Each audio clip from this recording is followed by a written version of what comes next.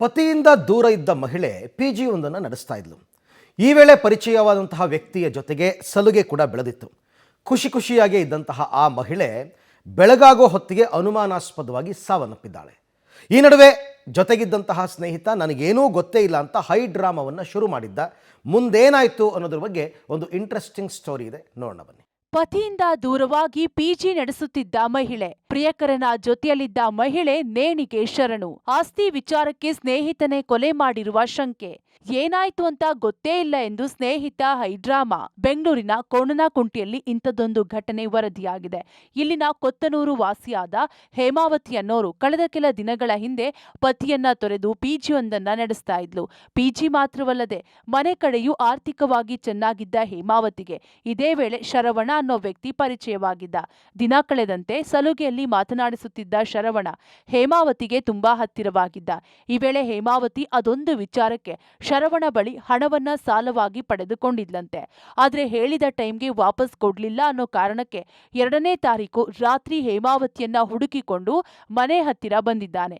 ಈ ವೇಳೆ ಶರವಣಗೂ ಹಾಗೂ ಹೇಮಾವತಿಗೂ ಒಂದಷ್ಟು ಮಾತಿನ ಚಕಮಕಿ ಆಗಿದೆ.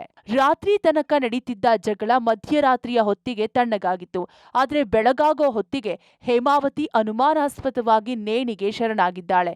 ಜೊತೆಗಿದ್ದ ಶರವಣ ನಂಗೇನೂ ಗೊತ್ತಿಲ್ಲ, ರಾತ್ರಿ ಏನಾಯ್ತೋ ಗೊತ್ತಿಲ್ಲ ಅಂತಿದ್ದಾನೆ. ಸ್ಥಳಕ್ಕೆ ಬಂದು ಪರಿಶೀಲನೆ ನಡೆಸಿದ ಪೊಲೀಸರಿಗೆ ಶರವಣನ ಮೇಲೆ ಅನುಮಾನ ಮೂಡಿದೆ. ಜೊತೆಗೆ ಮೃತ ಹೇಮಾವತಿ ಕತ್ತಿನ ಭಾಗ ಸೇರಿದಂತೆ ದೇಹದ ಮೇಲೆ ಹಲವು ಗಾಯದ ಗುರುತುಗಳು ಕಾಣಿಸಿವೆ. ಈ ಹಿನ್ನೆಲೆಯಲ್ಲಿ ಶರವಣ ಮತ್ತು ಗಿರೀಶ್ ಎಂಬಾತನನ್ನ ವಶಕ್ಕೆ ಪಡೆದು ವಿಚಾರಣೆ ನಡೆಸಿದ್ದಾರೆ. ಅಬೆಟ್ಮೆಂಟ್ ಟು ಸೂಸೈಡ್ ಪ್ರಕರಣ ವರದಿಯಾಗಿದೆ. ಮೃತರ ಹೆಸರು ಒಂದು 45 ವರ್ಷದ ಮಹಿಳೆ ಹೇಮಾವತಿ ಅಂತ.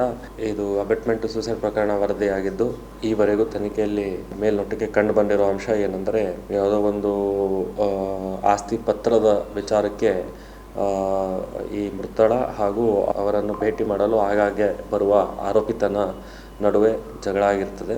ಜಗಳ ಆದ ನಂತರ ಮೃತಳು ಈ ಸ್ಥಿತಿಯಲ್ಲಿ ಕಂಡು ಬಂದಿದ್ದು, ಸದ್ಯಕ್ಕೆ ಪ್ರಕರಣ ಅವಳ ಸ್ನೇಹಿತನ ಮೇಲೆ ದಾಖಲಾಗಿದೆ. ಅದನ್ನು ಎಲ್ಲ ಆಯಾಮಗಳಲ್ಲಿ ಪರಿಶೀಲನೆ ಮಾಡಲಾಗ್ತಾ ಇದೆ. ತಡರಾತ್ರಿ ಗಲಾಟೆಯಲ್ಲಿ ಶರವಣ ಮತ್ತು ಗಿರೀಶ್ ಕೊಲೆ ಮಾಡಿರುವ ಶಂಕೆ ವ್ಯಕ್ತವಾಗಿದೆ. ಪೊಲೀಸರು ಕೂಡ ಪೋಸ್ಟ್ ಮಾರ್ಟಂ ರಿಪೋರ್ಟ್ಗಾಗಿ ಕಾದಿದ್ದು, ರಿಪೋರ್ಟ್ ಬಂದ ನಂತರವೇ ಸಾವಿನ ಅಸಲಿ ಸತ್ಯ ತಿಳಿಯಬೇಕಿದೆ.